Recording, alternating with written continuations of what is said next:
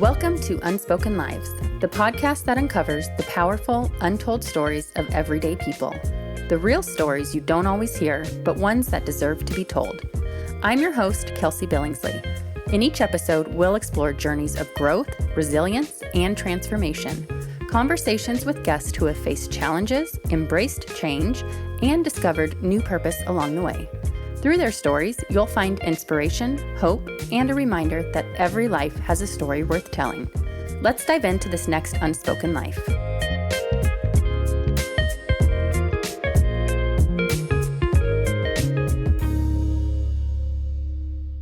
Today's conversation came through a mutual friend who reached out and basically said, "You need to talk to Holiday. Her story needs to be shared." And after learning more about her journey, I completely understood why. Today, I'm sitting down with Holiday Zimmerman, founder and CEO of the Hub OC, an organization serving people experiencing homelessness and hardship throughout Orange County, California. But what makes her story so compelling isn't just what exists today. Behind it all was a season where life was taking some unexpected turns and opportunities just kept appearing, even when she wasn't looking for them, leaving her with the decision of whether or not to say yes and step into something she never originally planned for herself. I think this conversation is going to resonate with a lot of people, especially anyone who has ever felt pulled towards something unexpected, uncertain, or bigger than themselves, and wondered what it would look like to actually say yes. So I'm really excited to get into all of it today. And Holiday, I just want to thank you so much for taking the time to meet with me.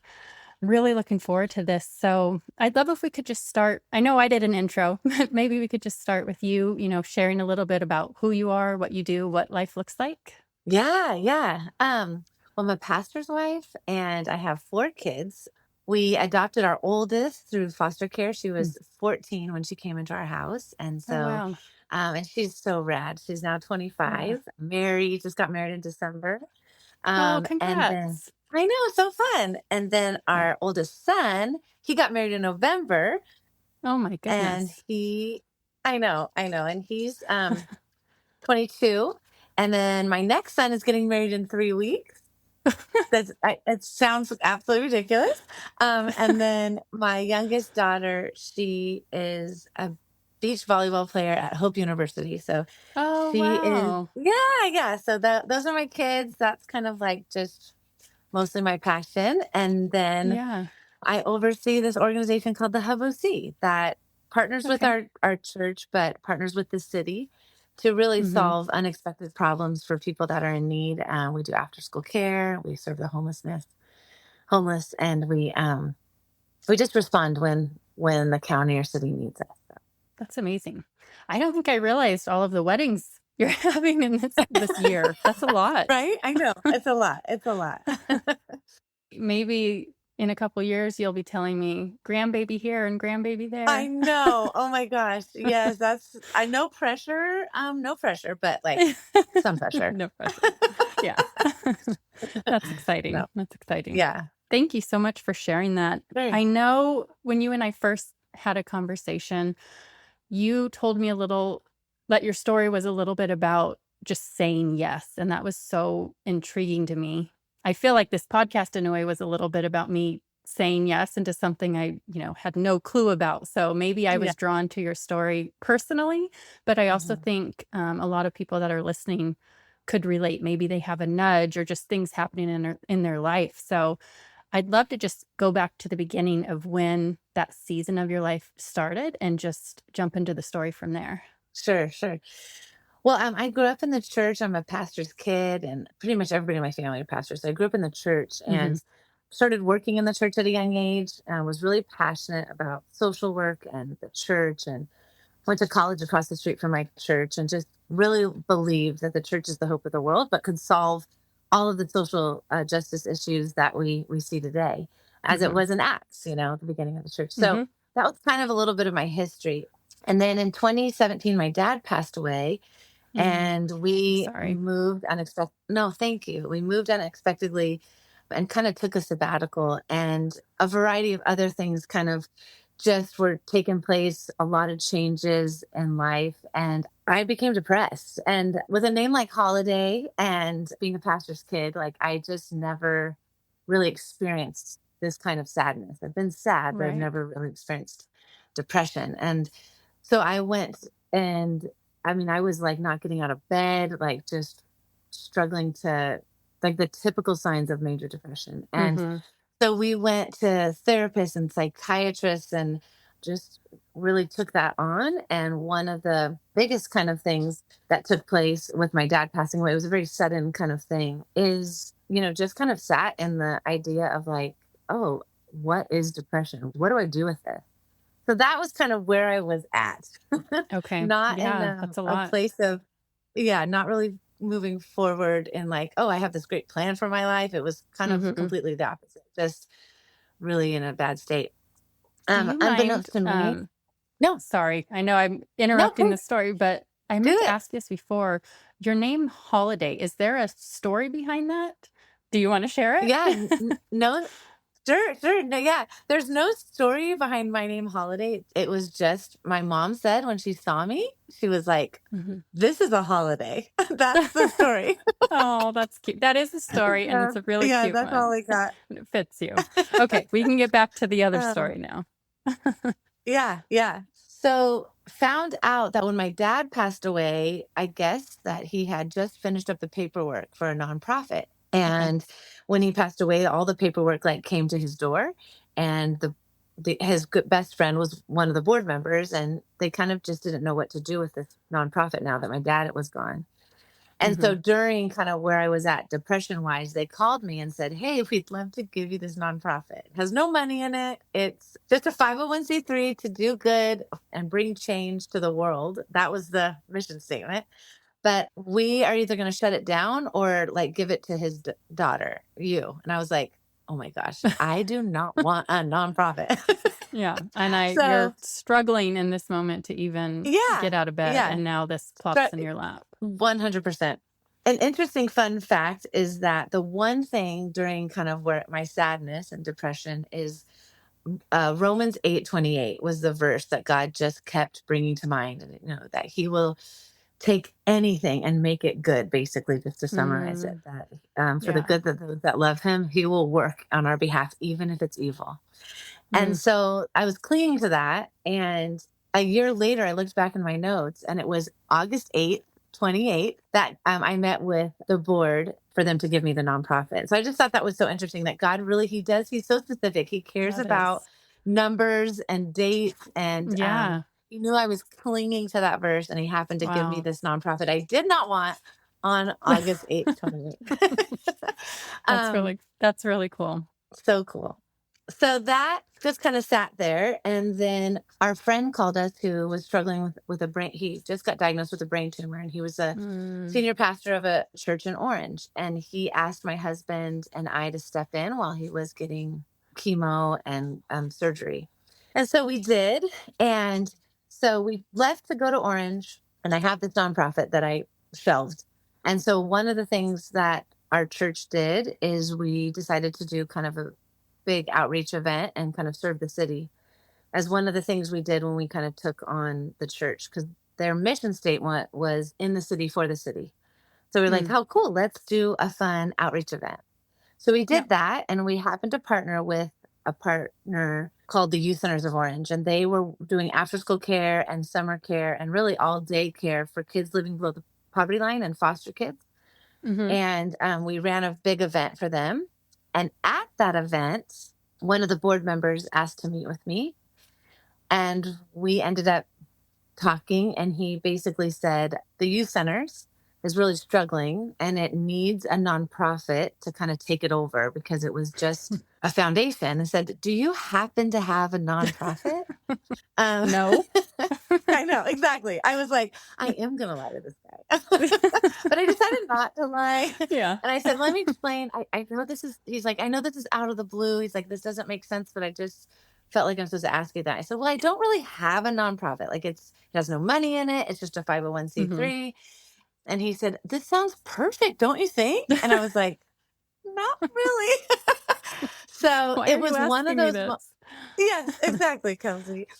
It was one of those moments where I had to just decide, like, complete surrender. And it was just this really interesting moment. I remember kind of just thinking like, God, if you want me to do this, if this is you, you know the state that I'm in. I'm not in a good state.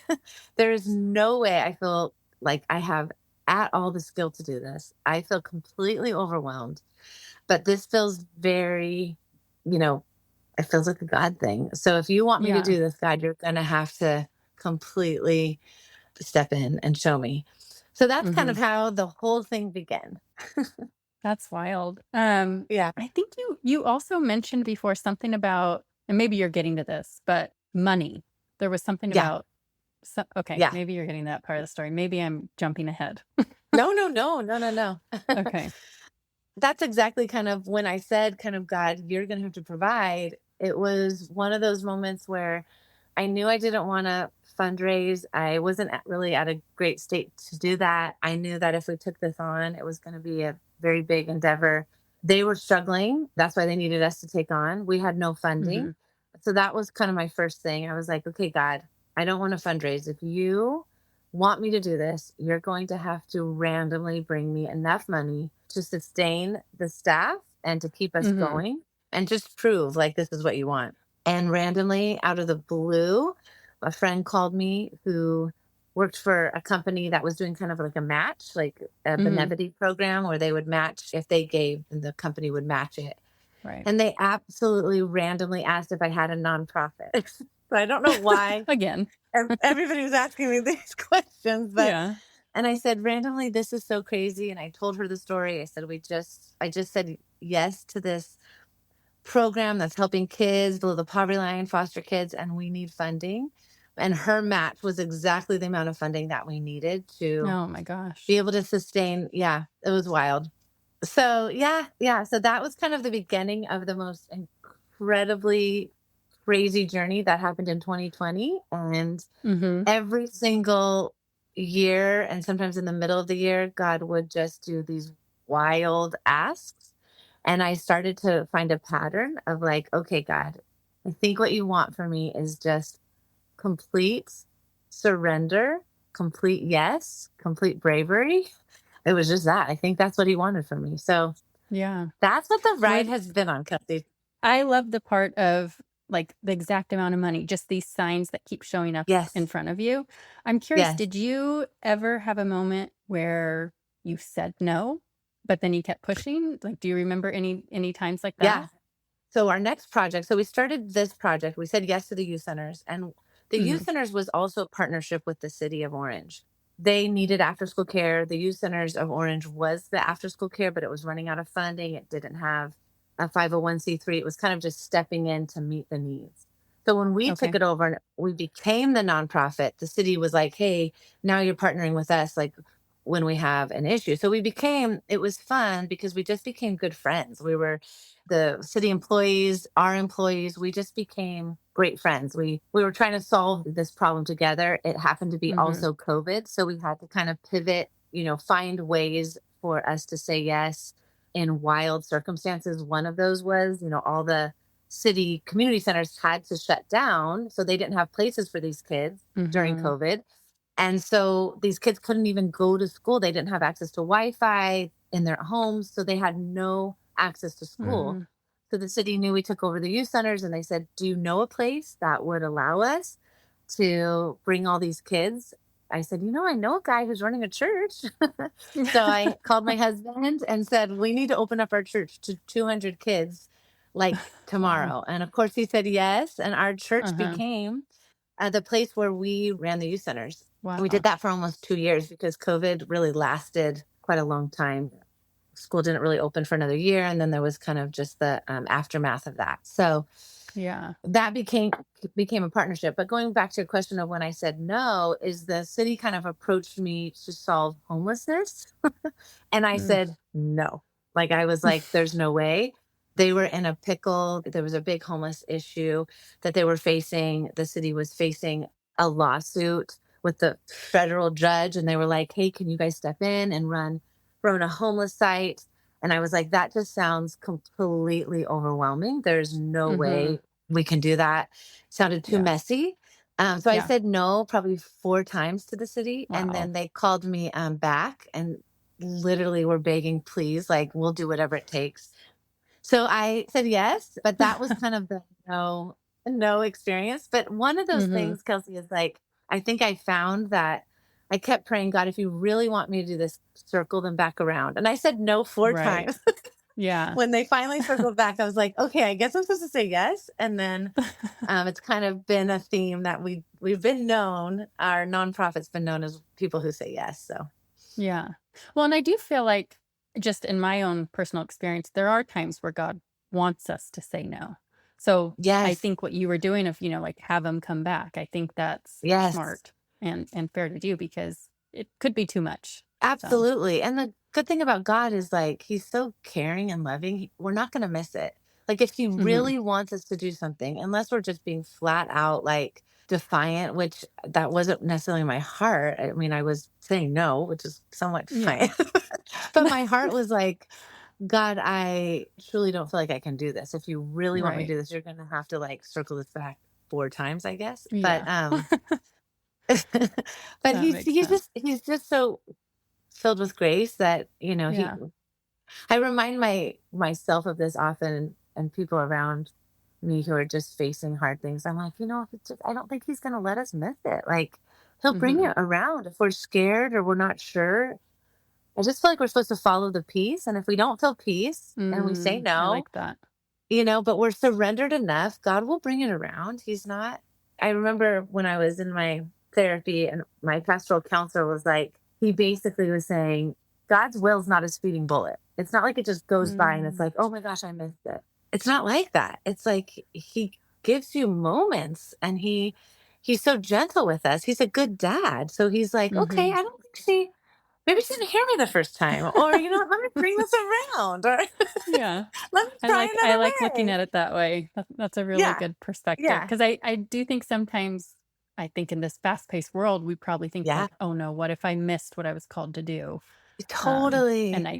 yeah, that's encouragement of, "Nope, you can still do it. He's still Oh my waiting." gosh. He's So, so good to us. Like, I've just been around as I'm 51, and I've been around so long that he's like, he just circles back.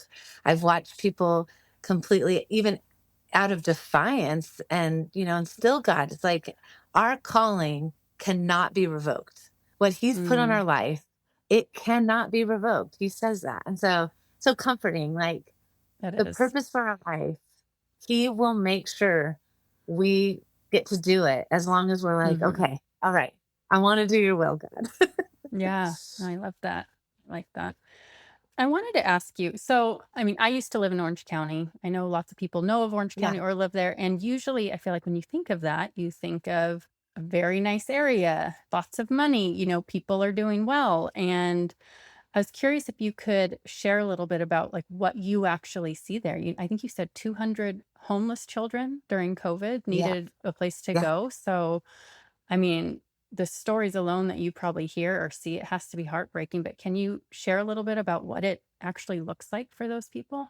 Well, yes, we do. Orange County's beautiful, but there's a lot of poverty. Some of that's working poor, and we don't have affordable housing in Orange County. And so a lot of them are forced to live in their cars, or they're forced to live in Mm. motels that are very run down because they can't catch up, right? So you can't get the first and last Mm-hmm. month. You can't qualify because you don't have this large amount of sum in your bank account to be able to get into these apartments or whatnot. And so you're forced to live in these motels. And like I said, they're very, very run down, lots of poverty, lots of crime.